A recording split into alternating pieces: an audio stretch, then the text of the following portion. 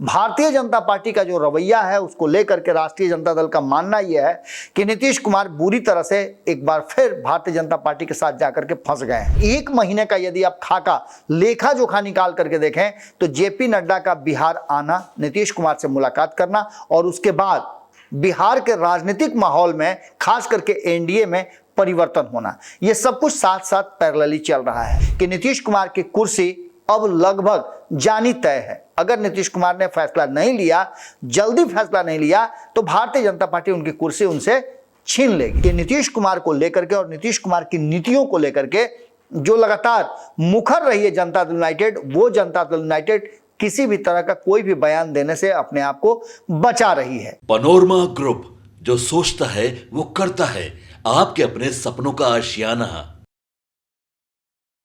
एक बार फिर से आपके सामने हाजिर हैं और खबर लेकर के आए हैं कि आपको, जैसा कि हम बता रहे थे कि नीतीश कुमार आज एक अहम बैठक करने वाले हैं। बैठक समाप्त हुई है और बैठक समाप्त होने के बाद जो बातें छन छन के आ रही है वो हम आप तक पहुंचाने के लिए आए हैं। आपने लगातार देखा होगा कि कई नेताओं के, जो शीर्ष नेतृत्व के लोग हैं, उन लोगों से हमारी टीम ने बातचीत किया है और उस बातचीत का लब्बो लुआब आपको समझ में आ गया होगा। लेकिन इसके साथ साथ जो बातें भीतर से छन छन के आ रही हैं वो कुछ और कहानी कह रही हैं। कई लोगों से हमारी भी बातचीत हुई जो भीतर से इस मीटिंग के हिस्सा थे।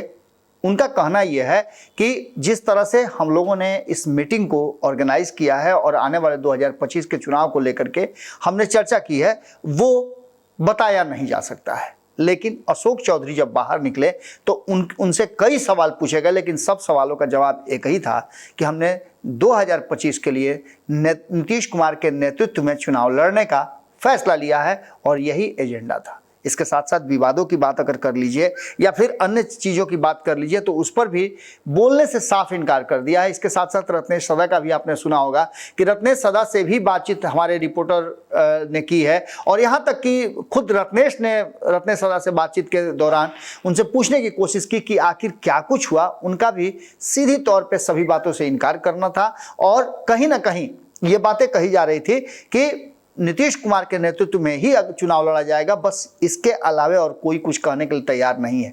इस बीच आपने देखा कि कई लोग, संजीव कुमार जो विधायक हैं परबत्ता से, वो बाहर निकले थे। उन्होंने तो कई बातें कही है और संजीव कुमार के बारे में आप जानते ही हैं कि लगातार वो अपने बयानों से मुखरता के साथ रखते भी हैं और कई तरह की बातें कहते हैं। भीतर से भी खबरें आ रही हैं कि उन्होंने श्री बाबू को और नीतीश कुमार को भारत रत्न देने की बात कही है, मांग किया है। इसके साथ साथ एक जो कार्यक्रम है संगत पंगत, उसको लेकर के कहा जा रहा है कि इसको भी पारित किया गया है कि हम अगला चुनाव से पहले संगत पंगत कार्यक्रम करेंगे और इसमें लोगों से सीधे तौर पे मुलाकात करेंगे। 2025 के लिए जो टारगेट सेट किया गया है उसमें कहा यह जा रहा है कि हम आने वाले चुनाव में 225 का टारगेट सेट करते हैं और कम से कम 225 सीटें जीत करके एनडीए, इसके लिए हम सुनिश्चित करना चाहते हैं। खैर, इन सारी बातों के साथ साथ ललन सिंह के इस मीटिंग में नहीं आने को लेकर के भी चर्चाएं तेज हैं। कहा यह जा रहा है कि ललन सिंह की विभागीय बैठक थी,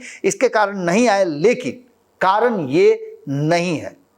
जो चीजें सामने खुल करके आ रही हैं और राष्ट्रीय जनता दल ने तो इस पूरे मुद्दे पर खुल करके जो बातें कही है, दावा किया है कि नीतीश कुमार की कुर्सी खतरे में है और नीतीश कुमार की कुर्सी कभी भी जा सकती है।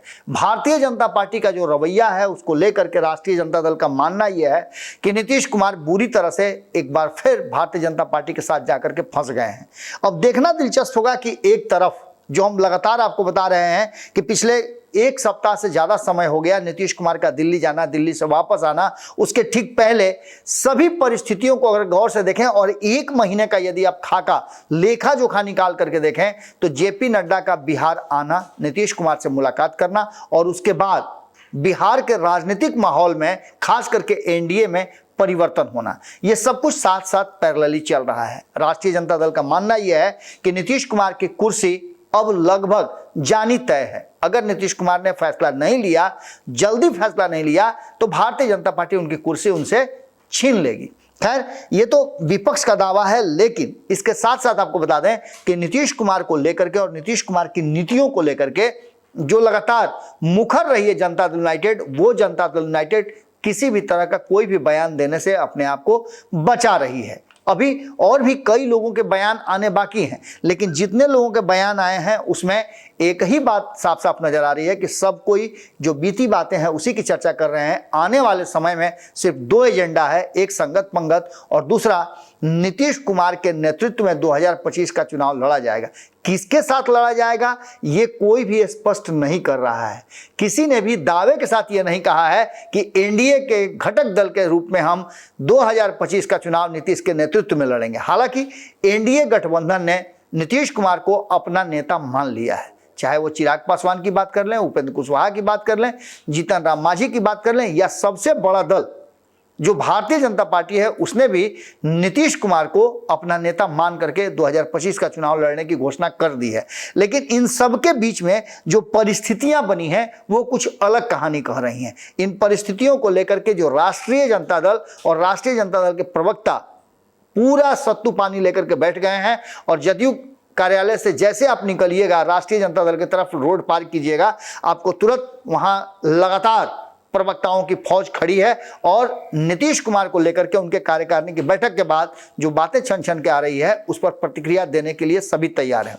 अब जो वर्तमान परिस्थिति बनी है उसमें 2025 के चुनाव को लेकर के हम लगातार बता रहे थे कि सीट शेयरिंग का समझौता और बाकी की चीजें जो है वो तो फंसेंगी ही, लेकिन इस जो राज्य कार्यकारिणी की बैठक हुई है, इस कार्यकारिणी की बैठक में नीतीश कुमार को लेकर के जो बातें कही गई है वो एक ही बात है, यानी कि समझ लीजिए कि सीधे तौर पे जो हम बता रहे थे आपको कि नीतीश कुमार को अधिकृत कर दिया जाएगा कि वो कोई भी फैसला लें। यानी कि नीतीश कुमार को जब जदयू ने अपना नेता घोषित करते हुए 2025 के चुनाव की अभी से बिगुल फूंक दी है कि नीतीश कुमार ही हमारे मुखिया होंगे, उन्हीं के नेतृत्व में लड़ा जाएगा। किसके साथ लड़ा जाएगा अभी ये भी संशय में है, लेकिन ये तय मान के चलिए कि किसी भी खेमे में नीतीश कुमार रहें, चुनाव तो नीतीश कुमार के चेहरे पर ही लड़ा जाएगा। लेकिन राष्ट्रीय जनता दल जो बात कह रही है वो बात भी आप नजरअंदाज नहीं कर सकते। राष्ट्रीय जनता दल का मानना यह है कि नीतीश कुमार की कुर्सी खतरे में है। अब देखना होगा कि एक तरफ जनता दल यूनाइटेड के भीतर कहा यह जा रहा है कि भीतर ही भीतर मीटिंग के अंदर भी उखड़ा उखड़ी हुई थी, एक दूसरे पर आरोप प्रत्यारोप का दौर भी चला था, लेकिन इसको शांत किया गया जिससे कि बाहर मीडिया तक ये भनक नहीं लगे। लेकिन मीडिया ने सूंघते सूंघते ये खबर निकाल ही ली है कि भीतर में तो हंगामा हुआ ही है। ललन सिंह के नहीं आने को लेकर के भी कई तरह की चर्चाएं चल रही हैं। हालांकि इस बात को भी किसी न किसी रूप में डाइल्यूट करने की कोशिश जनता दल यूनाइटेड की तरफ से की गई है। इन सभी बातों को लेकर के जो चर्चाएं चल रही थी कि जनता दल यूनाइटेड की राज्य कार्यकारिणी की बैठक में बहुत सारे फैसले होंगे, लेकिन उस स्थिति और उस स्टेज में शायद लगता है कि अभी भारतीय जनता पार्टी के साथ कंफर्टेबल नहीं है राष्ट्रीय जनता दल। यही कारण है कि जो फैसले उन्हें लेने चाहिए थे वो नहीं लिए गए। खैर, इन सारी बातों के साथ साथ जब मीटिंग हुई ही है तो कुछ ना कुछ फैसले तो आएंगे। अब ये संगत पंगत कार्यक्रम 225 का आंकड़ा जो रखा गया है, इसके साथ साथ नीतीश कुमार के नेतृत्व में ही 2025 का चुनाव लड़ने की बात कही गई है, ये सभी बातें स्थापित हैं और पहले से भी ये तय मानी जा रही थी। लेकिन जो वर्तमान परिस्थिति बनी है वो इस बात की तरफ इशारा कर रही है कि अभी बहुत कुछ होना बाकी है। शाम होते होते तक छन छन के भी और भी खबरें आएंगी। हमारी नज़र पूरी तरह से बनी हुई है, आपकी नज़र भारत लाइव पे होनी चाहिए। हमारे रिपोर्टर्स, हमारी टीम बड़ी मजबूती से एक एक चीज़ को वॉच कर रही है। खबरें हम आप तक लगातार पहुंचा रहे हैं, ऐसे ही हम पहुंचाते रहेंगे। लेकिन आज शाम में विशेष होगा हमारा ये कार्यक्रम, क्योंकि आज नीतीश कुमार ने एक बैठक की है और बैठक के बाद जो सार्वजनिक रूप से बातें कही जा रही है वो और जो भीतर खाने में चल रही है, दोनों को कैलकुलेट करके बॉडी लैंग्वेज को लेकर के हम आपके सामने एक विश्लेषण लेकर के आएंगे। बहुत बहुत धन्यवाद, नमस्कार। पनोरमा ग्रुप, जो सोचता है वो करता है। अगर ये वीडियो पसंद आई और वह बिहार के राजनीति और बिहारियत से सरोकार रखेनी तो सब्सक्राइब बटन दबा के चैनल के सब्सक्राइब कर ली। ओजे एगो घंटी बा, ओकरा बटन दबा देला से कुल सटीक और मारक खबर रुआ मुफ्त में मिल जाई। अगर रुआ पत्रकारिता के हमनी के नया प्रयोग में सहयोग कर चाहतानी तो ज्वाइन बटन दबा दी। पेटीएम नंबर नोट कर ली 9386816700। धन्यवाद।